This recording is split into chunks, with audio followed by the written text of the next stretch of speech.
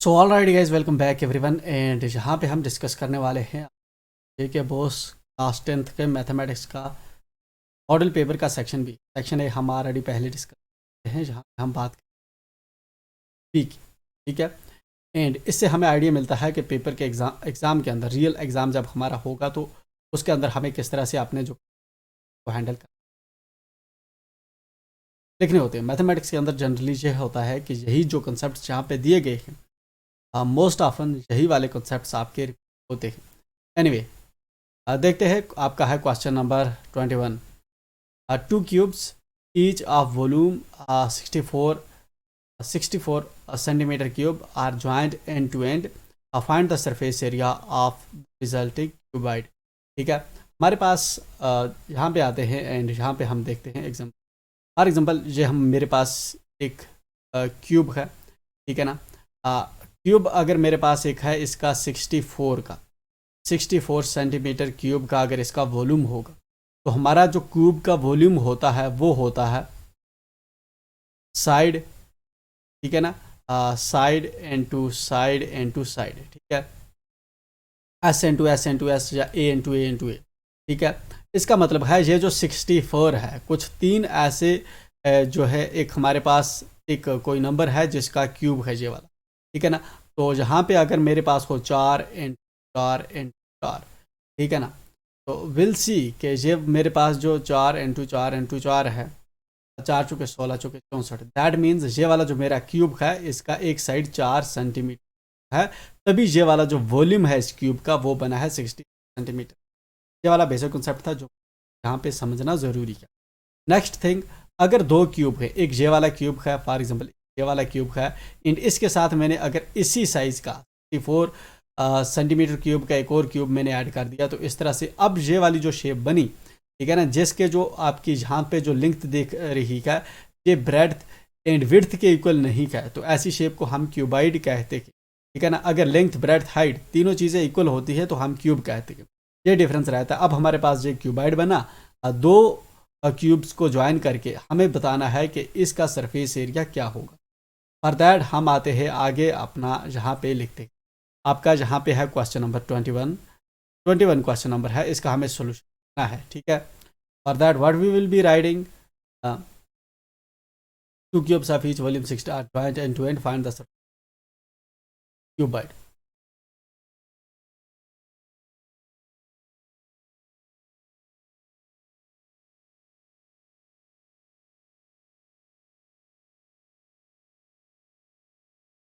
Given cube volume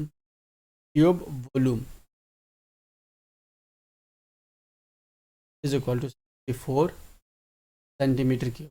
हमें दिया गया है कि कोई क्यूब है, उसका वॉल्यूम 64 क्यूब है। ये इम्प्लाई करता है, that implies side of cube is 4 centimetre. तो ये इम्प्लाई करता है कि जो साइड है हमारा वो 4 सेंटीमीटर। एज अगर हम लिखना चाहें तो लिख सकते हैं एज ए क्यूब, मतलब side cube is equal to जो होता है वो होता है 60। ठीक है, ये वाली मैंने लिखा। Now by joining two cube, अगर दो क्यूब्स को हम ज्वाइन कर रहे हैं तो इसके लिए हम यहाँ पे जो है एक रफ सी शेप बना देंगे, जिससे एग्जाम पता चलेगा कि इसने दो क्यूब्स, है ना। तो ये वाले दो क्यूब मैंने ज्वाइन कर दिए, ठीक है ना। रिजल्टिंग क्यूबाइड, जो हमारे पास जो रिजल्ट क्यूबाइड आया, ठीक है ना, उसका हमें क्या होगा, लेंथ। लेंथ कितनी होगी इसकी, लेंथ अगर देखूँ 4 इस क्यूब की थी, 4 इस क्यूब की, 4 और 4 कितना हो गया इन टोटल, जहाँ से जहाँ तक हो जाएगा हमारे पास 8, तो 8 सेंटीमीटर। क्या विड्थ अगर मैं देखूँ, विड्थ चूँकि विड्थ तो जो चेंज नहीं होगी, जो पहले क्यूब की थी वही इसकी रहेगी, ठीक है ना। इस तरह से अगर है ये वाली इसकी विड्थ है, विड्थ स्टिल कितनी रहेगी हमारी, 4 सेंटीमीटर, ठीक है ना। अगर हाइट की बात करूँ मैं, हाइट हाइट कौन सी है हमारी, जहाँ से जहाँ तक कितनी होगी, स्टिल ये पहले वाले जो क्यूब हमने ज्वाइन किए हैं दो, तो इसकी हाइट जो है स्टिल ठीक है ना। Surface area, surface area of cuboid, cuboid का सरफेस एरिया हमारा किसके बराबर होता है? इसके लिए फार्मूला हो 2 into length into width plus width into height plus length into height. क्या मतलब? दिस इंटू दिस, ठीक है ना। एंड इस तरह से जो हमारा जो है सरफेस एरिया, सरफेस एरिया का मतलब होता है ये जो इसका बाहर का एरिया है। अगर हम इस क्यूबाइड को बाहर से पेंट करना चाहें, जिस एरिया को हम पेंट करेंगे, ठीक है ना, तो वो वाला हमारा इसका सरफेस एरिया बनेगा। ठीक है। हम चाहे तो इसको जो है इस तरह से लिख भी सकते थे, तो हमने एल से डिनोट किया, इसको हम एल डब्ल्यू से डिनोट किया, इसको हमने एच। अब यही वैल्यूज हमें जहाँ पे फिल करनी है, and then we will be heading towards our result. Length यहाँ पे कितना है? लेंथ है हमारा 8, एंड विड्थ कितना है? 4, प्लस विड्थ कितना है? 4, इनटू हाइट हमारा कितना है? जहाँ हाइट में देखो तो हाइट स्टिल हमारा 4 है, प्लस लेंथ कितना है मेरा? 8, प्लस हाइट मेरा कितना है? स्टिल 4 है। तो बाय दिस अगर मैं इसको सिंप्लीफाई करूँ तो मेरे पास आएगा 8 चुके 32 प्लस 4 चुके 16 प्लस 4 चुके, है ना। फर्दर मैं इसको सिंप्लीफाई करूँ एंड मुझे मिलेगा 2 इंटू 32 बत्तीस प्लस 32 64, 64 प्लस और 4 10 और एक 7 और एक will be having it. 2 into 80 में करूँगा, 2 इंटू 80 करूँगा तो ये मेरे पास हो जाएगा 160। ठीक है ना। 160 मेरे पास वैल्यू आ गई, बट मुझे क्या सरफेस एरिया लिखना है। Therefore face area of cuboid, cuboid will be will be 160 centimetre square. ठीक है ना। जब सेंटीमीटर स्क्वायर में लिखता हूँ तो स्क्वायर इंडिकेट करता है कि मैंने यहाँ पे एरिया निकाला है। क्यूब लिखा होता वो इंडिकेट करता यहाँ पे इसने वॉल्यूम निकाला है। सिर्फ अकेला सीएम होता ये इंडिकेट करता कि ये कोई लेंथ यहाँ पे दिखा रहा है।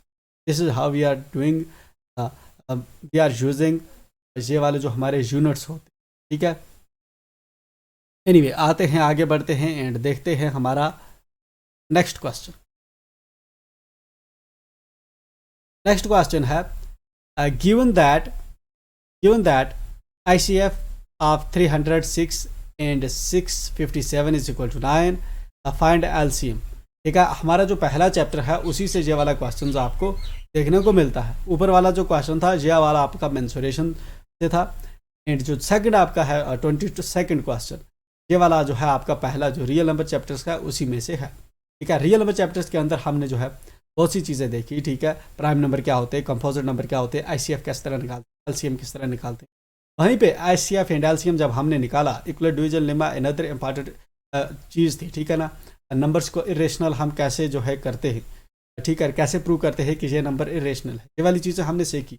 वहीं पे हमने एक इंपॉर्टेंट फार्मूला सीखा था, वो ये था कि हमारा HCF इंटू LCM जो होता है ये हमेशा बराबर होता है प्रोडक्ट ऑफ टू नंबर्स के। ये वाला फार्मूला जो है इसी पे बेस्ड जो है हमारा जो है यहाँ पे एग्जामिनर हमसे पूछ रहे। ठीक है। यहाँ पे इसने दो नंबर दे रखे हैं 306 एंड 657। हम आते हैं पे काम कर।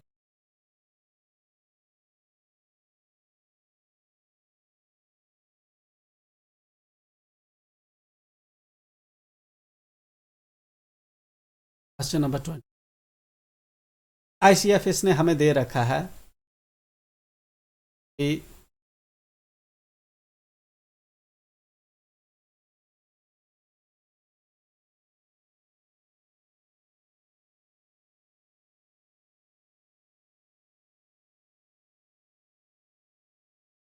306 657।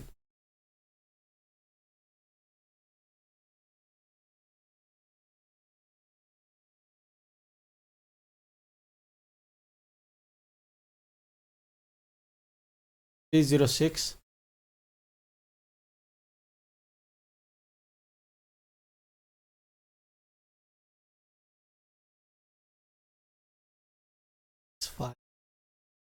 Equal to 9।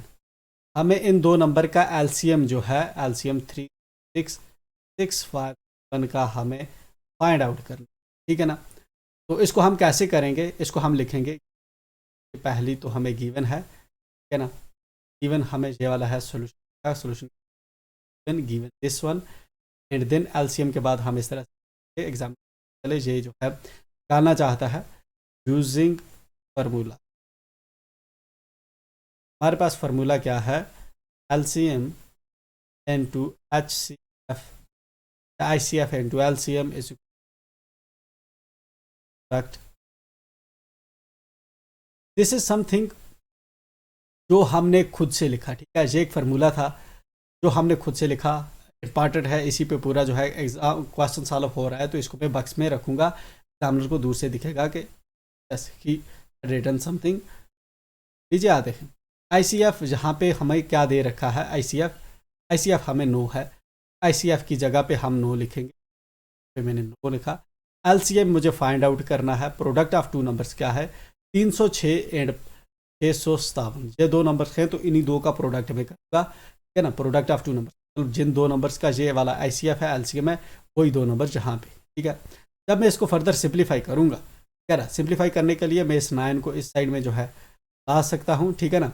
इस 9 को मैं अगर उस साइड में लाऊंगा तो यहाँ पे मेरे पास बचा LCM is equal to 306 into 657 and divided by हो जाएगा 9।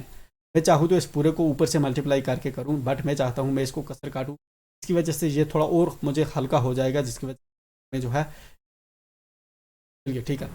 6 और 3 9 होते हैं, इसका मतलब 9 से ये वाला जो डिवाइड हो सकता है, ठीक है ना। हमारी डिविजिबिलिटी का रूल है 9 एंड होतिया, ठीक है ना। 3 जहाँ पे गए कितने हो गए, 36, ठीक है, 36 हो गए, मतलब अब मुझे करना है 34 इंटू 657, तो मैं इस तरह करूँगा 657 एंड 4, यहाँ पे मैं लिखूँगा रफ, ठीक है ना। फिर इसको मैं करूँगा, हमारा वैल्यू क्या आने वाला है,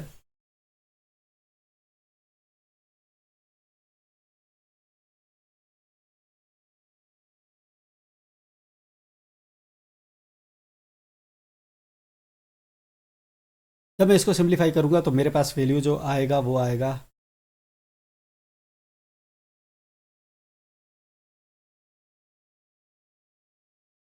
क्या, तो ये क्या है हमारा एलसीएम, यही वाली जो वैल्यू थी, हमें जो एलसीएम की वैल्यू फाइंड आउट करनी थी, हमने वैल्यू फाइंड, अब इसको लिखना होगा therefore LC what, LCM of what, 0657 is, ये हमारा, आते हैं वापस, बात करते हैं नेक्स्ट को।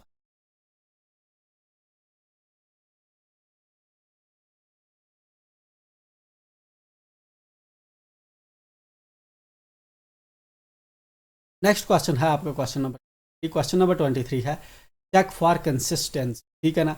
ये वाला जो आपका क्वेश्चन है, ये है लीनियर इक्वेशन से, पेयर ऑफ लीनियर इक्वेशन जो आपका चैप्टर है उससे लिया गया ये वाला जो है आपका क्वेश्चन है, ठीक है ना।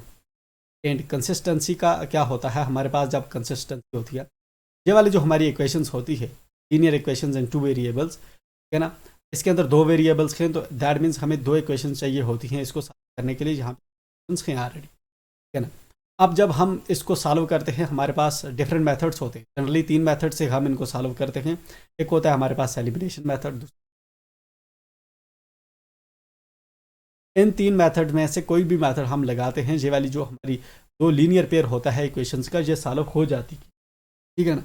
पर जहाँ पे बात कर रहा है कंसिस्टेंसी, कंसिस्टेंसी का मतलब होता है, हम जो है इसको सॉल्व करने से पहले ही, चाहे एलिमिनेशन से करें, से करें या इससे करें, इन तीनों में से जिससे सॉल्व करें, इसको सॉल्व करने से पहले ही हम ये चीज़ का, इस चीज़ का अंदाज़ा लगा पाते हैं इन इक्वेशंस के अंदर कि इनके कितने सॉल्यूशंस होने वाले हैं। क्या इसका जो है एक ही सॉल्यूशन होगा, मतलब एक्स की वैल्यू हमें एक होगी, वाई की वैल्यू हमें सिर्फ एक होगी, ठीक है ना, या एक्स की हमें इन इक्वेशंस के अंदर बहुत सारी वैल्यू होंगी, या वाई की इन इक्वेशंस के अंदर बहुत सारी वैल्यू होंगी, या एक्स की कोई वैल्यू नहीं होगी, या वाई की कोई वैल्यू नहीं होगी।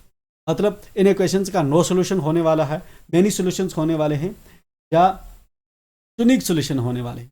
इसी चीज़ को जानने के लिए जो कंसेप्ट होता है हमारा, हम इसको कहते हैं कंसिस्टेंसी का, ठीक है ना। तो इससे जो है हम देखते हैं कि ये हमारी जो इक्वेशंस है ये कंसिस्टेंट हैं कि नहीं, ठीक है ना। चलिए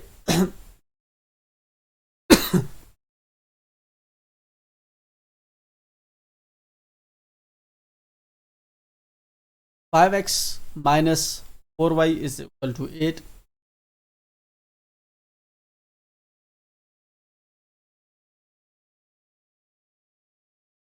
क्वेश्चन नंबर 23 का सॉल्यूशन है, क्या है 5x minus 4y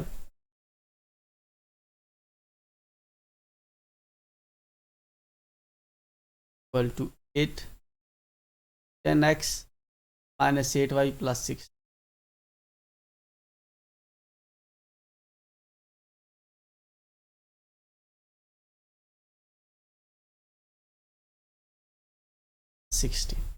अगर यहाँ पे है तो यहाँ पे भी इधर प्लस होगा या माइनस होगा, ठीक है ना।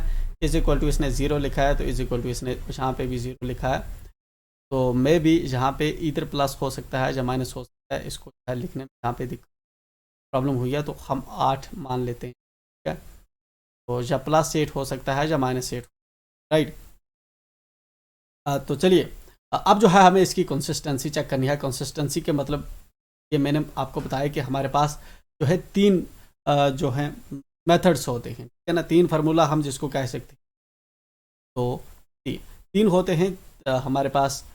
3 तरह की इक्वेशंस जो होती है हम बनाते हैं एंड इनसे चेक करते हैं हमारा कैसा जो है इसके रहने वाले हैं।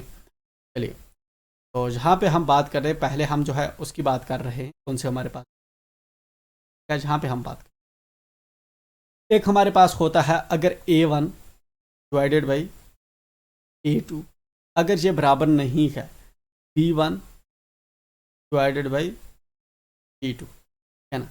अगर ये वाले आपस में बराबर नहीं हैं, अगर ये वाले आपस में बराबर नहीं हैं तो ये वाला जो हमारा सोल्यूशन होता है ये हमारा सोल्यूशन है यूनिक सोल्यूशन, यूनिक सोल्यूशन, ठीक है ना।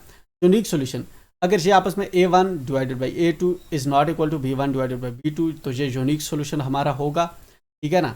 यूनिक सोल्यूशन का मतलब है सिर्फ हमें एक ही वैल्यू जहाँ पे मिलेगी एंड इसको हम कहेंगे कि ये हमारी कंसिस्टेंट, है ना, कंसिस्टेंट, इसका दूसरा नाम यह कंसिस्टेंट है, ठीक है। हमारी इक्वेशंस कंसिस्टेंट है, इनका यूनिक सोल्यूशन है अगर ऐसा हमें कंडीशन जहाँ पे देखने को मिलती है, ठीक है ना। या हम यूँ भी कह सकते हैं कि इसका एग्जैक्टली सिर्फ 1 सोल्यूशन होने वाला है। एंड अगर ग्राफ के व्यू ऑफ पॉइंट से देखें तो यहाँ पे कोई 2 लाइंस जो बन रही हैं, देखिए ये वाली जो लाइन है, ये वाली 5x माइनस 4y प्लस 8, ये वाली इक्वेशन है, ये जाहिर सी बात है एक लाइन जो है ड्रा करती है एंड दूसरी लाइन जो है दूसरी लाइन भी ड्रा करती है एक लाइन।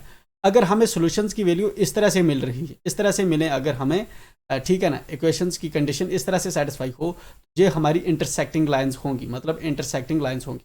यहाँ पे ये कह सकते हैं हम या तो ये intersecting solution, intersecting linear pair की जो इक्वेशंस है, ठीक है ना, वो हैं, या यूनिक इनका सोल्यूशन है या इनका कंसिस्टेंट सोल्यूशन, तीनों का सिर्फ एक ही मतलब है, ठीक है ना। अब मैंने लिखा है इधर a1 a2, ये क्या है, ये एक्चुअल में होता है, फॉर एग्जांपल इसी 5 को मैं कंसीडर करूं a1, x है तो x की जगह पे x में लिख देता हूं माइनस, ये वाला जो है या प्लस लिखूं या माइनस लिखूं व्हाटएवर, ठीक है ना। ये वाला क्या है b1, ठीक है ना, ये प्लस b1, ठीक है ना, प्लस लिखता हूं मैं माइनस 4 के साथ है, plus a1x plus b1y plus c1, ठीक है ना। जहाँ पे -4 को मैंने b1 रखा, 8 को मैंने c1 रखा, इस तरह से इसको 10 को मैं रखूँ a2x plus b2y plus c2 is equal to 0 is equal to 0। c2 को मैं 16 मान रहा हूँ, b2 को मैं -8 मान रहा हूँ। तो मतलब यही वाली जो इक्वेशंस है इनकी मैंने एक जनरल रिप्रेजेंटेशन बनाई है। इसके अंदर अगर ये वाला डिवाइडेड बाय ये वाला इज इक्वल टू नहीं होता, ठीक है ना, बराबर नहीं होता b1 b2 के, तो इसको हम यूनिक सॉल्यूशंस कंसीडर करते हैं। अगर वहीं पे हमारा ये वाला a1 डिवाइडेड बाई A2 बराबर होता है B1 divided by B2 and वो बराबर होता है हमारा C1 डिवाइडेड बाई C2। तो इन सॉल्यूशंस को हम मानेंगे कि ये वाले जो हैं हमारे infinitely many solution, infinite solutions इनके होंगे, मतलब मैनी सॉल्यूशंस इन वाली इक्वेशंस के होंगे, ठीक है ना। तो ये वाला जो है इसके भी सॉल्यूशन है, इसके भी सॉल्यूशन है, तो इसको भी हम कंसिस्टेंट कंसीडर करेंगे। कंसिस्टेंट का मतलब है इसके सॉल्यूशन आएंगे बट इनफाइनाइट सॉल्यूशन आएंगे। ये वाली इक्वेशन ये भी कंसिस्टेंट है, मतलब सॉल्यूशन आएंगे बट इसका यूनिक एक ही सॉल्यूशन आएगा। तो अगर ये वाले जो सॉल्यूशंस हमारे बनते हैं, ठीक है ना, जब ये वाली होती है ग्राफिकली, हमारे ये वाली कैसी रहती है ग्राफिकली, ये वाली जो लाइंस होंगी ये हमारी कोइंसिडेंट लाइंस होती, ठीक है ना, कोइंसिडेंट लाइंस होती है in case of infinitely many solutions में, ठीक है। तीसरी कंडीशन हमारे पास होती है कंडीशन थर्ड जिसको हम कहते हैं, ठीक है ना। ये हमारी कंडीशन सेकंड हुई A1 is equal to B1 by B2 is equal to C1 by C2, ठीक है ना। थर्ड कंडीशन हमारी होती है A1 divided by A2, A1 divided by A2 is equal to B1 divided by B2 but not equal to, is not equal to C1 divided by C2। सिर्फ ये वाला जो है इज नॉट इक्वल टू है, बाकी जहाँ पे is equal. इसकी वजह से अगर ऐसी कंडीशन हो तो नो सोल्यूशन होता है, ठीक है ना। ये वाली जो इक्वेशंस के इनका नो सोल्यूशन होगा। एंड ग्राफिकली अगर हम देखें तो ये वाली लाइंस अब आपकी पैरेलल लाइंस होती है। यही वाली कंसिस्टेंसी हमें जहाँ पे चेक करनी है। तीन तरीके हैं हमारे कंसिस्टेंसी चेक करने के, एंड ये वाले जो है जहाँ पे मैंने रिपीट कर दिए, जहाँ पे हम इसकी बात करते हैं, ठीक है ना। तो हमारे पास जहाँ पे इनमें से देखेंगे हम कौन सी कंडीशन हमारी जहाँ पे सेटिस्फाई होने वाली है, एंड अकॉर्डिंगली हम देखेंगे। तो जहाँ पे क्या है हमारा A1 हेयर, अगर मैं लिखूँ इसको ब्रीफ करके, here A1 is equal to 5 comma B1 is equal to -4 comma C1 is equal to -8 या 8 जो भी होगा, ठीक है ना। जहाँ पे मिस्टेक है तो मैंने प्लस कंसीडर कर लिया। एंड A2 हमारा क्या है यहाँ पे 10 है, B2 हमारा यहाँ पे -8 है, एंड C2 हमारा यहाँ पे 16 है, ठीक है। तो अब हमें कंसिस्टेंसी चेक करने के लिए इसको जो है इस तरह से हम लिखते हैं, ठीक है ना। यहाँ पे क्या होगा हमारा 5 divided by A1 divided by A2 is equal to B1 क्या है -4 डिवाइडेड बाई -8, ठीक है ना। माइनस माइनस कट हो जाएगा, एंड यहाँ पे क्या हो जाएगा हमारा 5 का 5, 5 दूने 10, 1/2 बनता है।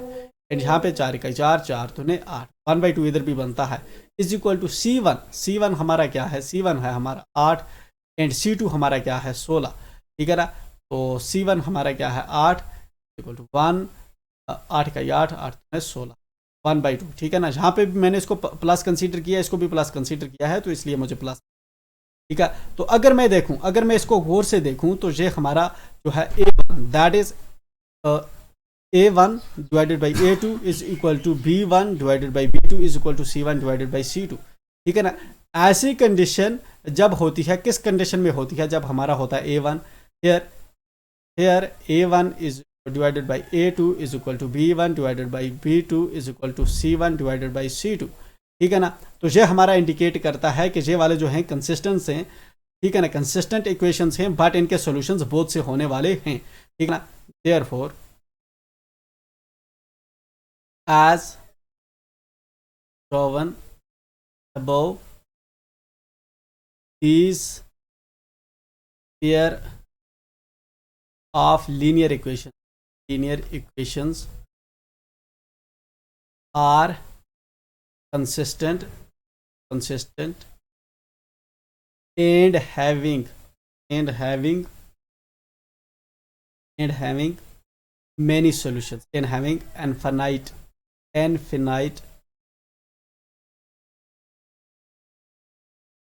सॉल्यूशंस को हम अंडरलाइन करेंगे, ठीक है ना। एंड कंसिस्टेंट को भी हम अंडरलाइन करेंगे। तो ये हमारा जो हो गया हमारा ये वाला क्वेश्चन, ठीक है। नेक्स्ट क्वेश्चन पे आते हैं एंड देखते हैं। हमारा नेक्स्ट क्वेश्चन जो है ट्रिग्नोमेट्री से लिया गया है। Find the value of 2 tan 45 degree divided by 1 + tan square 45 degree, ठीक है। यहाँ पे जब इन क्वेश्चंस को हम सॉल्व करते हैं, फॉर दैट ये नेसेसरी होता है कि हमारा जो ट्रिग्नोमेट्रिक टेबल है, ठीक है ना, जिसके अंदर cos sine 0 degree, sine 90 degree, sine 60 degree, sine 45 degree, इनकी वैल्यूज़ दे रखी होती है। ठीक है ना, हमें उनका पता होना चाहिए, या हमें पूरा जो हमारा टेबल है वो बिल्ड करना आना चाहिए। अगर पूरा नहीं भी आता है, इसके अंदर जो इंपॉर्टेंट हमारे पास वैल्यू हो, जिस तरह से हमारे पास साइन 90 डिग्री होता है, या कॉस 90 डिग्री होता है, या साइन 0 डिग्री होता है, या कॉस 0 डिग्री होता है, या साइन जो है 45 डिग्री होता है, या कॉस 45 डिग्री होता है, या टेन 45 डिग्री होता है। ये वाली हमारी जो वैल्यूज़ होती है इंपॉर्टेंट होती हैं, ये हमें पता होना चाहिए। तो यहाँ पे हमारा जो टेन 45 डिग्री होता है, टेन 45 डिग्री की हमारी जो वैल्यू होती है, ठीक है ना, अगर हम अपने पीरियोडिक टेबल के अंदर जाएंगे एंड वहाँ पे हम देखेंगे ये 1 के इक्वल होता है। टेन 45 डिग्री 1 के इक्वल होता है। अब टेन 45 डिग्री की जगह पे हम यहाँ पे 1 फिल करेंगे एंड रेस्ट जो है हमारा जो है हम इसको सिंप्लीफाई करेंगे, जिस तरह से हम करते रहते हैं। ठीक है, तो क्वेश्चन नंबर हमारा है यहाँ पे क्वेश्चन नंबर 24। ठीक है, क्वेश्चन नंबर 24 को हमें सॉल्व करना है। ठीक है, तो यहाँ पे जो है हमारे पास क्या है, 2 tan 45 degree, 2 tan 45 degree divided by 1 + tan square 45 degree.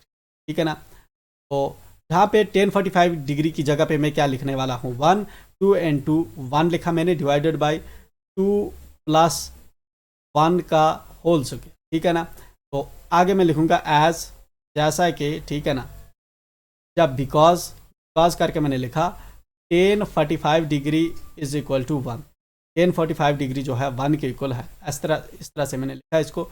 And now अगर मैं इसको कैलकुलेट करूँगा तो 2 इकाई ऊपर से क्या आएगा, 2 नीचे, हमारे पास क्या बचता है, सॉरी ये है 1 + 1 स्क्वायर। ठीक है ना, 1 का स्क्वायर क्या होगा 1, एंड 1 + 1 क्या हो जाएगा, जहाँ पे ये वाला 1 है प्लस ये इसका 1 का स्क्वायर 1 ही रहेगा, तो 1 + 1 इन टोटल हमारे पास हो जाएगा 2।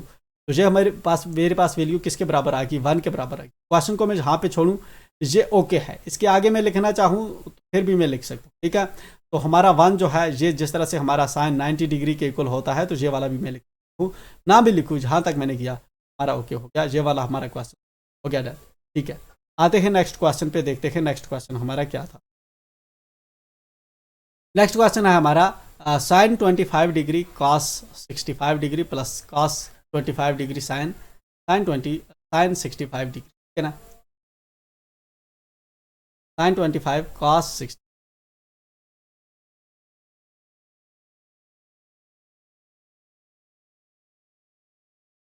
Sign 25 degree cos 65 degree plus sine 65 degree plus cos 20। ठीक है, तो इस तरह से लिखा हुआ है, will cross check it again. Cos 25 degree sine 60,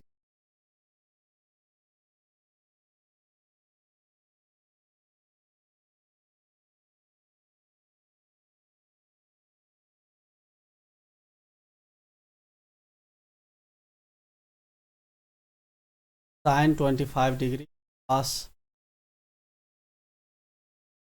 plus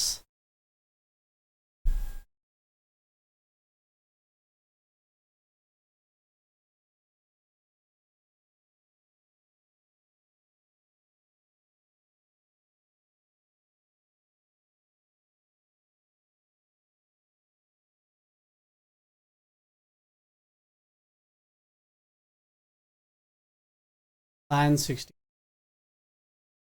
इस तरह से हमारे पास ये वाली जो है लिखी हुई है। ठीक है, एंड नाउ हमें जो है इसको सॉल्व करना है, एवेलुएट करना है। ठीक है, एंड इसको एवेलुएट करने के लिए हमारे पास जो हम जो है इसको एक्चुअल में जो है इस फार्मूले के अंदर लाना चाहते हैं। हमारे पास एक फार्मूला होता है sine square theta plus cos square theta equal to 1। इन टोटल जो हमारे पास 3 तरह के होते हैं, 1 + tan स्क्वायर थीटा, इस तरह से हमारे पास ये ठीक है ना, cosec square theta sec square theta के रिगार्डिंग जो है हमारे पास इन टोटल 3 विषय वाली जो होती है आइडेंटिटीज़ होती है, मेजरली जो एग्जाम के अंदर पूछी जाएंगी, जहाँ पे जिस आइडेंटिटी कर रहे हैं वो है साइन स्क्वायर थीटा प्लस का 1। ठीक है ना, एंड इस पूरी वैल्यू को मैं इसके अंदर ट्रांसफॉर्म करना चाहता हूँ। ठीक है ना, इसके अंदर मैं ट्रांसफॉर्म करूँगा, इस वाली शक्ल के अंदर मैं ट्रांसफॉर्म करूँगा। ठीक है ना, इस वाली शक्ल के अंदर मैं ट्रांसफॉर्म करूँगा एंड जो है देन मैं इसको कैलकुलेट करूँगा। बट इसके लिए ट्रांसफॉर्म करने के लिए मैं जो है एक और जो है मेरे पास जो है फार्मूला होता है, फार्मूला मेरे पास ये होता है, अगर मेरे पास sine 90 minus theta 90 minus theta हो, ठीक है ना, तो ये मेरे पास होता है कॉस थीटा, ठीक है, से sine 9 minus theta cos theta. इस तरह से अगर मेरे पास कॉस जो है 90 minus theta, cos 90 minus theta हो, ये मेरा होता है साइन थीटा। मतलब जो ये वाली वैल्यू होगी ये जहाँ की वैल्यू के इक्वल, ठीक है, सॉरी, जो जहाँ पे होगी यही वैल्यू, फॉर एग्जांपल जहाँ पे अगर 20 है तो जहाँ पे 20 आ जाएगा, ठीक है ना। इसी तरह से अगर जहाँ पे 35 है तो जहाँ पे 35 आ जाएगा, वैल्यू जो है साइन से कास हो जाएगी। इसी तरह से मैं इसको चेंज करने की कोशिश करूँगा।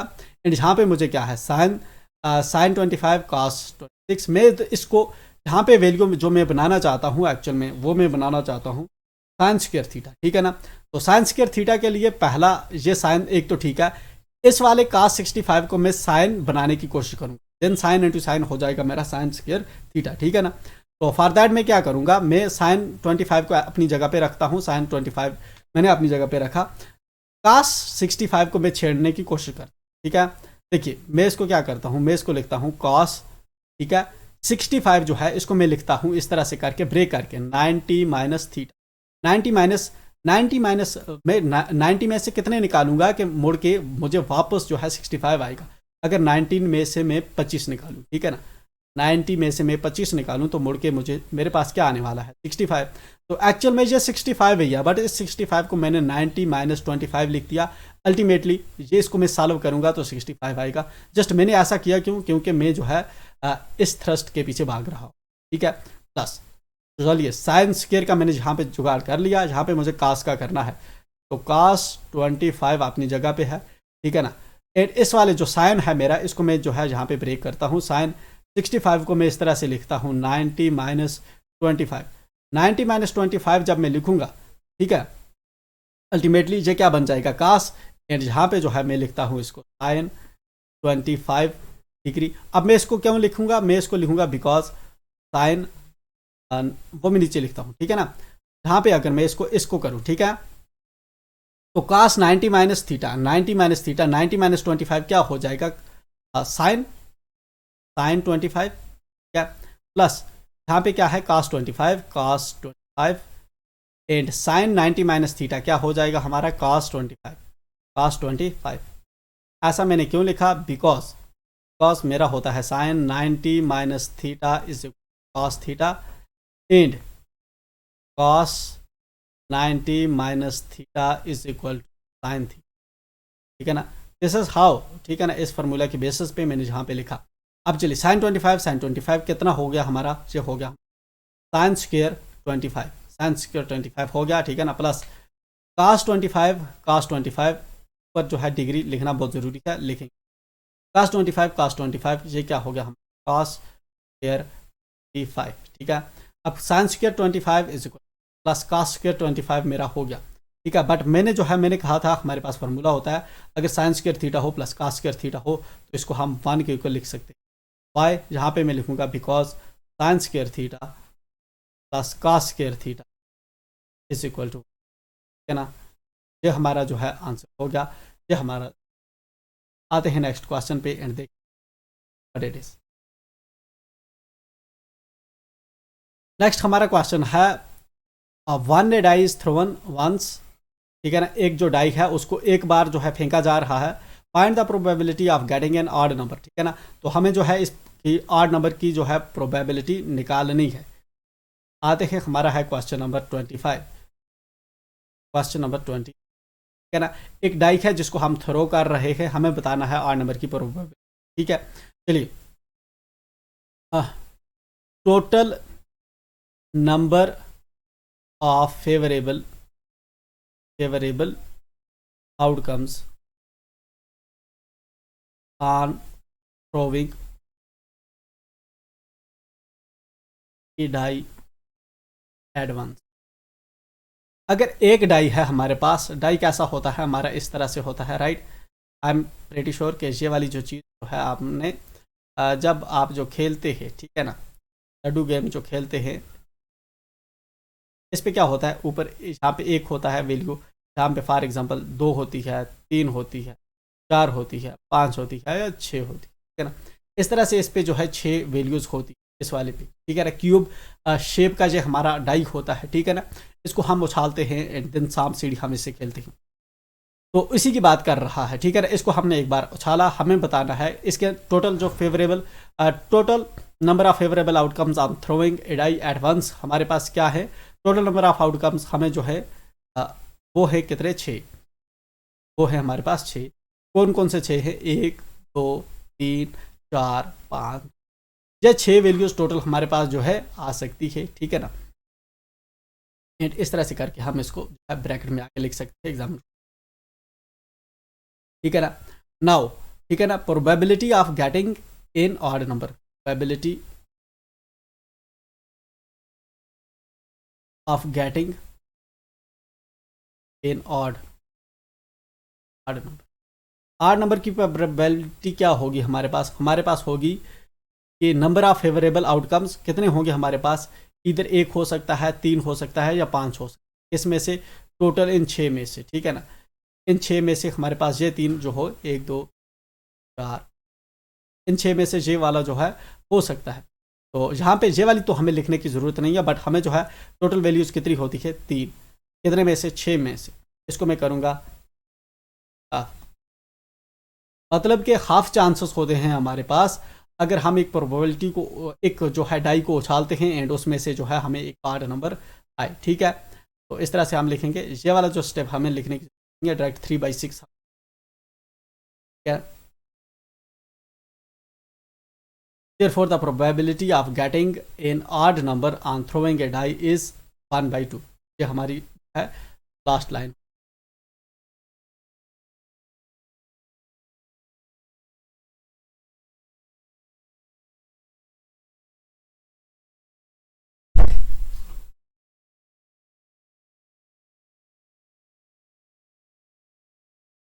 नाउ हमारा है क्वेश्चन नंबर 26। क्वेश्चन नंबर 26 है हमारा, the marks obtained by 30 students of class 10th of a certain school in mathematics paper consisting of 100 marks are presented in table below।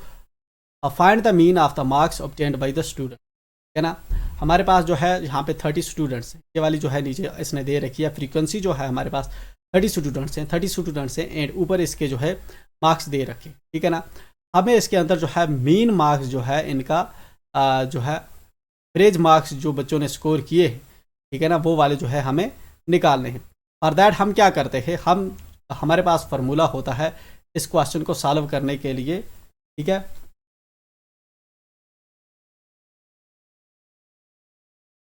Mean जो होता है हमारे पास, ये वाली जो वैल्यू है, फॉर एग्जांपल एक्स हमें स्टूडेंट्स का निकालना है, ठीक है ना। तो ये हमारा होगा फ्रीक्वेंसी समेशन होगी ये हमारी फ्रीक्वेंसी की, N2 हमारे होंगे जो इन्होंने मार्क्स ऑब्टेन किए, ठीक है। मार्क्स ऑब्टेन इन्होंने कितने किए हैं, फॉर एग्जांपल ऊपर वाले XI इन्होंने मार्क्स ऑब्टेन किए, देन डिवाइडेड बाई हमारा होता है समेशन ऑफ फ्रीक्वेंसी, ठीक है। मतलब कि टोटल नंबर ऑफ फ्रीक्वेंसी कितनी है, जिस तरह टोटल नंबर ऑफ हमारी फ्रीक्वेंसी 30 हैं, ऊपर जो है हमारे पास जो है ये वाली जो है कितने आ रहे हैं फ्रीक्वेंसी N2, इन्होंने कितने मार्क्स ऑब्टेन किए हैं, ठीक है। इनको हम कैसे लिखेंगे, इनको हम ऐसे लिखते हैं, ठीक है। पहले हमने ये फार्मूला लिखा, फार्मूला के बाद जो है हम लिखेंगे 1 cross 10 plus 20 cross 1 plus 30 cross 3, है ना। इस तरह से जो है 10 cross 1 and this plus this, ये सभी वैल्यूज़ जो है हम जहाँ पे करेंगे 95 क्रॉस 1, ठीक है। एंड डिवाइडेड बाई हमारा क्या होगा, डिवाइडेड बाई कितनी है टोटल, इनको ऐड करेंगे तो हमारे पास 30 आता है, ठीक है ना। जब इनको हम सॉल्व करेंगे, ठीक है ना, 10 से 10 20 30 दिया, ठीक है ना। तो सॉरी ये है हमारा 36, ठीक है ना। 36 इंटू 3 ये हमारे पास कितना हो जाएगी वैल्यू, ये हो जाएगी 108 बार। इस तरह से 10 प्लस 20 प्लस 8, ठीक है ना। इस तरह हम पूरी वैल्यूज़ जो है कैलकुलेट करेंगे, ठीक, डिवाइडेड बाई 30 एंड फाइनली ये वाली जो हमारी वैल्यू आएगी इक्वल, वो आएगी ऊपर वाले को अगर हम ऐड करेंगे 1779 डिवाइडेड बाई 30, ठीक है। देन हम इसको जो है कसर काटेंगे एंड